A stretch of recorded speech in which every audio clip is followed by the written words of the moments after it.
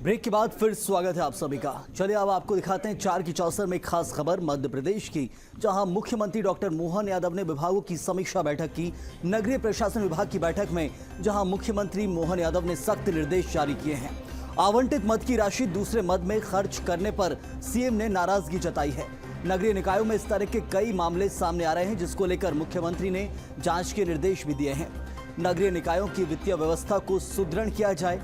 साथ ही मुख्यमंत्री डॉक्टर मोहन यादव ने अधिकारियों को निर्देश दिए कि सभी निकायों में मछली मटन की बिक्री के लिए मार्केट बनाए और मार्केट के निर्माण होने तक शेड की व्यवस्था की जाए।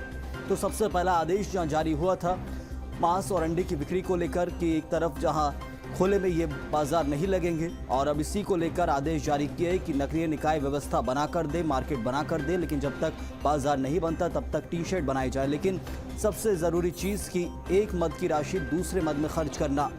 एक तरफ नगरीय प्रशासन विभाग किसी काम को लेकर राशि जारी करता है, अलग अलग निकायों को राशि जारी की जाती है, और नगरीय निकायों में देखा जा रहा है नगर परिषद नगर पालिका में कि उस राशि का इस्तेमाल दूसरे काम के लिए किया जा रहा है। और यही मोहन यादव ने नाराजगी जताई है कि आखिर ऐसी गड़बड़ियां ना देखने को मिले। कि क्या कारण रहा है कि आखिर क्यों जिस विभाग के लिए राशि आवंटित की जाती है वो दूसरे काम में इस्तेमाल करता है।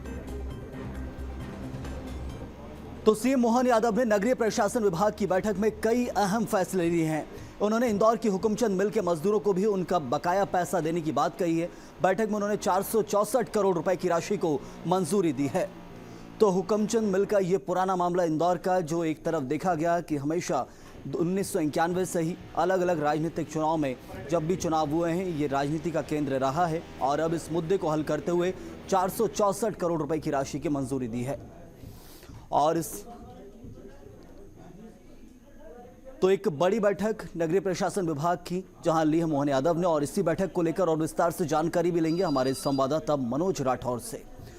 मनोज, एक तरफ तो नगरीय प्रशासन विभाग की एक बड़ी बैठक ली, एक बड़ा दायरा है नगरीय प्रशासन विभाग का, सारी नगर पालिकाएं, नगर निगम, लेकिन जो सबसे बड़ी चीज़ हुकुमचंद मिल का जो पूरा मामला इंदौर का, वो 1991 से लगातार चलता आ रहा है, और अब उस फैसले में एक तरफ देखा जा रहा है कि 464 करोड़ रुपए की राशि की मंजूरी दी गई है। जी संयम, क्योंकि आज महत्वपूर्ण बैठकों को जो है मुख्यमंत्री डॉक्टर मोहन यादव ने किया है। सबसे पहले ग्रामीण विकास विभाग की बैठक, ग्रामीण पंचायत विभाग की बैठक उन्होंने ली। तमाम मुख्य सचिव से लेके प्रमुख सचिव विभाग के वो मौजूद थे। इसके बाद उन्होंने नगरीय प्रशासन विभाग और स्कूली शिक्षा विभाग की बैठक ली। तो ये तीनों डिपार्टमेंट काफ़ी महत्वपूर्ण है, और यही कारण है कि इन डिपार्टमेंट को लेके तमाम दिशा निर्देश उनके द्वारा जारी किए गए। लेकिन जो करीब 2 दशकों से जो मामला अटका हुआ था, तमाम राजनीतिक पार्टियों ने वादे मजदूरों से किए थे, लेकिन उन वादों को पूरा नहीं किया गया था। लेकिन मोहन यादव ने अपनी पहली विभागों की बैठक में, समीक्षा बैठक में ये बड़ा फैसला लेते हुए हजारों जो मजदूर थे उनको राहत पहुंचाने का काम किया, और 400 से ज़्यादा करोड़ की राशि को मंजूरी दे दी। तो जो मामला 2 दशक से अटका हुआ था, तमाम वादे दावे किए गए थे, लेकिन डॉक्टर मोहन यादव ने एक बड़ा फैसला लेते हुए एक बड़ी राहत देने का काम इस मिल के कर्मचारियों को किया है। इसके अलावा नगरीय प्रशासन की बैठक में तमाम दिशा निर्देश दिए गए, और खास तौर से फोकस रेवेन्यू को लेकर किया गया। जिस तरीके की जानकारी आई है, जो भी अधिभार है या फिर जो भी नगर निगम की वसूली है उसमें तेजी लाने के निर्देश दिए, ताकि जो राजस्व की जो नुकसान नगर निगमों के लिहाज से काफ़ी उठाना पड़ता था सरकार पे, 70% अनुदान जो है वो नगर निगम का जो है सरकार पर भार पड़ता था। ऐसे में उस गैप को कम करने के दिशा निर्देश भी जो है मुख्यमंत्री के द्वारा तमाम अधिकारियों को दिए गए। प्रमुख सचिव नगरीय प्रशासन को ये भी निर्देश दिए गए हैं कि वो खुले में बिकने वाले मांस या फिर अंडे, ये तमाम जो कहीं ना कहीं भावनाओं को, लोगों की भावनाओं को ठेस पहुंचाने का काम करते हैं, उनमें कार्रवाई तो की जाए, लेकिन वैकल्पिक व्यवस्था भी उन छोटे दुकानदारों के लिए की जाए, ताकि उनकी रोजगार पे किसी तरीके का असर न पड़े।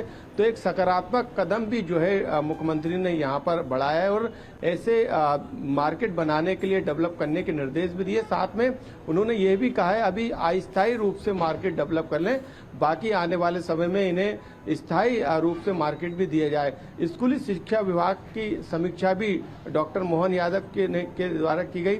और डॉक्टर मोहन यादव ने स्कूल के क्षेत्र में सीएम राइज स्कूल पर फोकस करते हुए काफी महत्वाकांक्षी योजना जो है वो बीजेपी सरकार की रही है।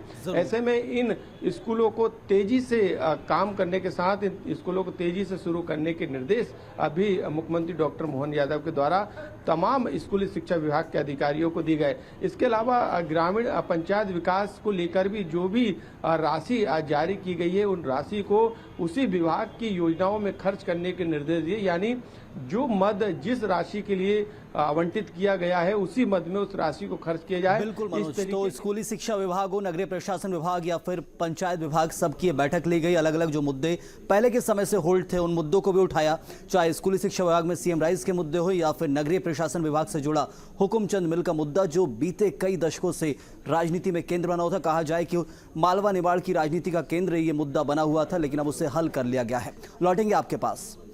तो एक तरफ जहां कई सारे मुद्दे थे अलग अलग विभागों के, और उन सब मुद्दों के ऊपर अधिकारियों से चर्चा की है। कई मुद्दों में जहां निर्णय भी ले लिया गया और काम भी किया जाएगा। आगे देखिए, विधानसभा चुनाव में करारी हार के बाद अब कांग्रेस हाईकमान ने एमपी की कमान युवाओं को सौंप दी है। संगठन में बदलाव की बयार है। कार्यकर्ताओं को जहां पावर डोज दिया जा रहा है, पुराने नेताओं को विदाई के साथ हाईकमान ने युवा चेहरों को मिशन 2028 का टारगेट दिया है। कांग्रेस की यूथ ब्रिगेड पर देखिए भोपाल से हमारी ये खास रिपोर्ट। विधानसभा चुनाव में कमलनाथ और दिग्विजय सिंह की जोड़ी फेल साबित हुई। जो सपने कांग्रेस को दिखाए गए थे वो सिर्फ सपने बनकर रह गए। अब हाईकमान ने मध्य प्रदेश की कमान जीतू पटवारी को सौंपी है। कमलनाथ को पीसीसी चीफ से हटाकर जीतू पटवारी को प्रदेश कांग्रेस का अध्यक्ष बनाया गया है। साथ ही नेता प्रतिपक्ष की कमान भी युवा नेताओं में शुमार उमंग सिंघार और उपनेता प्रतिपक्ष की जिम्मेदारी हेमंत कटारे को दी गई है। इस नई टीम ने जमीनी स्तर पर काम करना भी शुरू कर दिया है। विधायक दल की बैठक करके ये नई टीम मिशन 2028 की तैयारियों में जुट गई है। यूथ ब्रिगेड का टारगेट फिक्स, मिशन 2028 पर जीत का मंत्र, संगठन में बदलाव की बयान, युवाओं को मिल रहा मौका, मार्गदर्शक की भूमिका में पुराने नेता। लोकसभा चुनाव मार्च में घोषित हो जाएंगे और इस हिसाब से देखा जाए तो पटवारी के सामने पहली चुनौती कार्यकर्ताओं को लोकसभा चुनाव के लिए तैयार करने की होगी। प्रदेश कांग्रेस अध्यक्ष जीतू पटवारी लोकसभा चुनाव की तैयारियों के लिए नई टीम के साथ मैदान में उतरेंगे। क्षेत्रीय और जातीय समीकरण के आधार पर युवाओं को आगे किया जाएगा। आपसी मतभेद को दूर किया जा रहा है। अनुभवी है नई टीम। जीतू पटवारी युवा कांग्रेस के प्रदेश अध्यक्ष रह चुके हैं। हाईकमान का भरोसेमंद चेहरा है उमंग सिंघार। युवाओं में चर्चित चेहरे हैं हेमंत कटारे। कांग्रेस जनता के मुद्दों को सदन से सड़क तक उठाने की बात कर रही है। कांग्रेस का कहना है कि प्रदेश में हर वर्ग बीजेपी से परेशान है। किसानों को खाद नहीं मिल रहा, युवा बेरोजगार है। जनता की मांग है, जनता की आवश्यकता है। किसान को समय पे खाद नहीं मिल रही, उस पर बात की जाएगी। अब सरकार अभी राज्यपाल के अभिभाषण से के माध्यम से अपने क्या लाना चाहती है, क्योंकि सपनों की सरकार रही है और आगे क्या सपने दिखाती है, उस सपनों पर लड़ाई लड़ेगी। क्षेत्रीय और राजनीतिक संतुलन बनाने के लिए 4 कार्यकारी अध्यक्ष भी अखिल भारतीय कांग्रेस कमेटी द्वारा नियुक्त किए जा सकते हैं। ये प्रयोग कमलनाथ को प्रदेश अध्यक्ष बनाते समय भी किया था। उस समय जीतू पटवारी कार्यकारी अध्यक्ष थे। पटवारी और उमंग सिंघार मालवा अंचल से आते हैं, जबकि विधायक दल के उपनेता प्रतिपक्ष बनाए गए हेमंत कटारे ग्वालियर अंचल से आते हैं। विंध्य, महाकौशल, बुंदेलखंड और मध्य भारत से कार्यकारी अध्यक्ष बनाकर संतुलन साधा जा सकता है। बीजेपी जरूर कांग्रेस की नई टीम का स्वागत कर रही है और मिलकर काम करने की बात कह रही है। का स्वागत है और सब अच्छा मिलकर काम करेंगे और प्रदेश को आगे बढ़ाएंगे। कांग्रेस की नई टीम क्या कमाल कर पाएगी? क्या मिशन 2028 में जीत मिलेगी? लोकसभा चुनाव में इस टीम से कितना फायदा होगा? ये तमाम सवाल कांग्रेस में गूंज कर रहे हैं। इनका जवाब जरूर जल्द मिलेगा, लेकिन ये तय बात है कि कांग्रेस के इस बदलाव ने जरूर बीजेपी की चिंता बढ़ाने का काम किया है। BSTV के लिए मनोज राठौर की रिपोर्ट। और चलिए लगातार मनोज राठौर हमारे साथ बने हुए। मनोज, एक तरफ पूरी युवा ब्रिगेड लगा दी गई है, पीसीसी चीफ युवा को बना दिया गया है, नेता प्रतिपक्ष हो, उप नेता प्रतिपक्ष हो, उमंग सिंघार, हेमंत कटारे, जीतू पटवारी। तो 2028 का टारगेट तो है, लेकिन 2024 का रिपोर्ट कार्ड भी कुछ मायने रखाएगा। 2024 लोकसभा चुनाव में क्या कुछ रिजल्ट आता है, उनसे इन युवाओं के काम कुछ फर्क पड़ेगा या फिर सीधा 2028 तक ये फिक्स कर दिए गए हैं?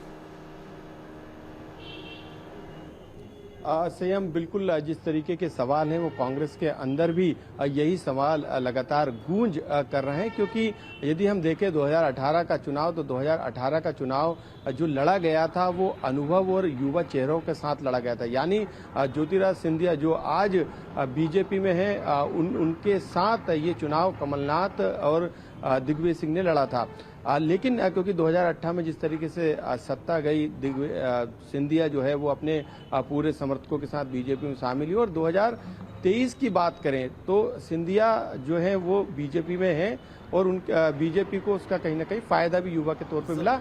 लेकिन कांग्रेस को यहाँ पर काफी नुकसान उठाना पड़ा और जिस तरीके की उम्मीद कमलनाथ और दिग्विजय सिंह की जोड़ी को लग रही थी, तमाम 1-2-1 किए, जो हारी हुई सीटें वहां पर जीत का समीकरण बिठाने की कोशिश की। तमाम सर्वे के आधार पे कमलनाथ और दिग्विजय सिंह के साथ तमाम बड़े नेता जीत का दावा कर रहे थे। तमाम जो हाईकमान के नेता दौरे पे आ रहे थे, उनको भी ये विश्वास दिलाया गया है कि 2023 में बीजेपी की सत्ता जाएगी और कांग्रेस प्रचंड बहुमत के साथ सरकार बनाएगी। लेकिन इसके उलट हुआ और बीजेपी प्रचंड बहुमत के साथ आई और कांग्रेस दूर दूर तक नजर नहीं आई। यानी उन्हें उम्मीद भी नहीं थी कि इतनी सीटें उन्हें मिलेगी, उससे ज्यादा उम्मीद रखी थी। लेकिन जो जमीनी स्थिति थी वो ये बताती है कि किस तरीके से इस जोड़ी ने, इस जो अनुभवी जोड़ी है वो कहीं ना कहीं फेल साबित हुई 2023 के चुनाव में। यही कारण है कि अब हाईकमान को जो है फैसला लेना पड़ा और राहुल गांधी की टीम जो है इस समय मध्य प्रदेश की कमान संभाल रही है।